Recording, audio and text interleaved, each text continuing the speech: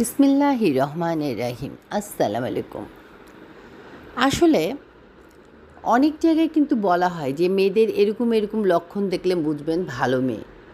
সাধারণত এই কথাটাই বেশি বলা হয় যে এই লক্ষণগুলো দেখলে বুঝে যাবে এই মেয়েটা ভালো, এই লক্ষণগুলো দেখলে বুঝবেন এই মেয়েটা খারাপ।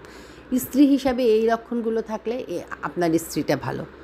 পুরুষদের কথা কিন্তু কমই বলা হয়। তা আজকে পুরুষদের সম্পর্কে একটু বলি। বলা হয়েছে ৩টি লক্ষণ যদি কোনো পুরুষের মধ্যে থাকে বুঝতে হবে আপনি ভাগ্যবতী, স্ত্রী হিসাবে আপনি অনেক বেশি ভাগ্যবতী। লক্ষণগুলো: ১, যদি কোনো পুরুষ আপনার কথাবার্তা, আপনার চালচলন এবং আপনার পোশাক আশাক তার কাছে খারাপ মনে হয় এবং আপনাকে সে বলে সংশোধন হওয়ার জন্য, তাহলে মনে করবেন সে পুরুষটি অবশ্যই ভালো। কারণ এই কারণেই সে ভালো, সে চায় যে তার স্ত্রী একজন ভালো মানুষ হোক।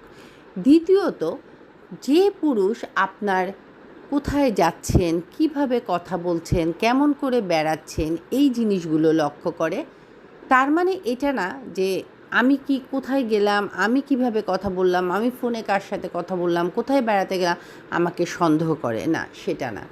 যদি আপনার এই কেয়ারগুলো সে করে তাইলে বুঝবেন আপনি ভাগ্যবতী। কেননা সে আপনার ভালো চায়। একটা মহিলা মানুষের চেয়ে একটা পুরুষ মানুষ বাইরে বের হয় বেশি এবং সে দুনিয়াটাও জানে বেশি। সে চিন্তা করে যে আমার ওয়াইফ, সে একটা মেয়ে মানুষ, হয়তো এত কিছু বুঝে না, বাইরে বের হয়ে তাকে কেউ ভুলভ্রান্তি বুঝিয়ে খারাপ পথে যেন না নিয়ে যায়, এই জন্য সে এই কেয়ারিংটা করে।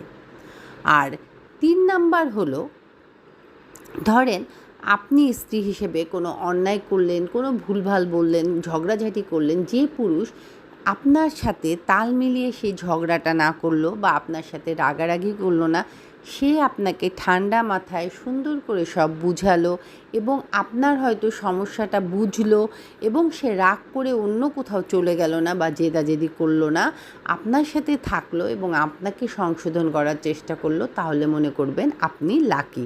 তো এই 3টা গুণ থাকলে আপনি ভাববেন যে আপনার স্বামী আসলে একজন ভালো মানুষ।